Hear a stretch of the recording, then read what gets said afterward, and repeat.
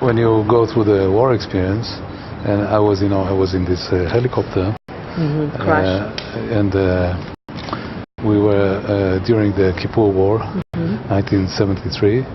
I was a young student of architecture, and we were flying to bring people who were burning in the tanks, And in the 5th day of that war, my helicopter was shot by a missile, and my co-pilot, which is roughly the distance between the camera and me, was decapitated.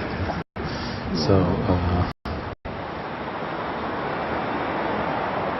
I was a witness to something very strong, and maybe behind my personal destiny, it's also I could tell people about what is the meaning of war.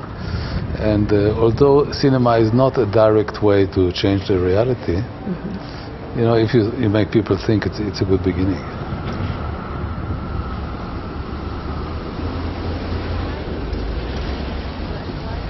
War is a rupture.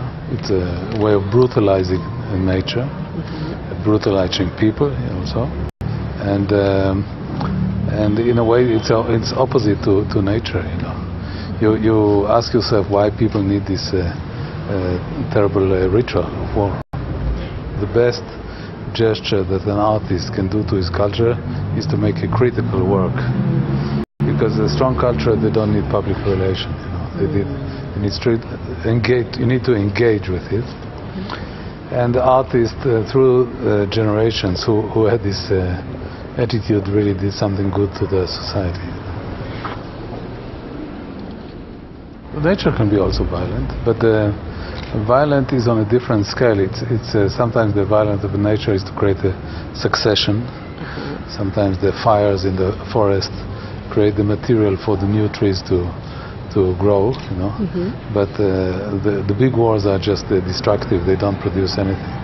I think it's difficult. It's you have much more direct means like politics, machine guns. In Mexico, so they change the reality.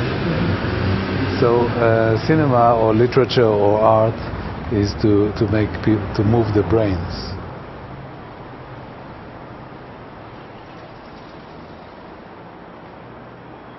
And so I think that's a beginning of a change, which may take longer than using machine guns, but it's a better change. My first works, which were very radical criticism of the attitude towards the Palestinians, were blocked, were not shown. And there was only one television channel, and I could not have work. So I decided, instead of being a bitter guy sitting in a cafe that everybody said, yeah, he had talent, but unfortunately we were not. So I thought that I should do something else.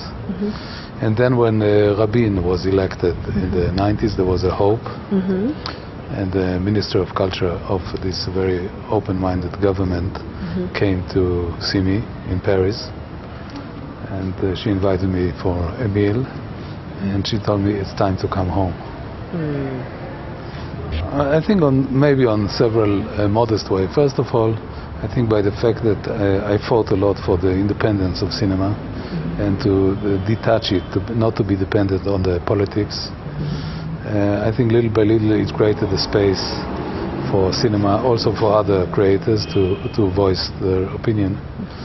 And so I think it brought to consciousness, with all modesty. So I think it's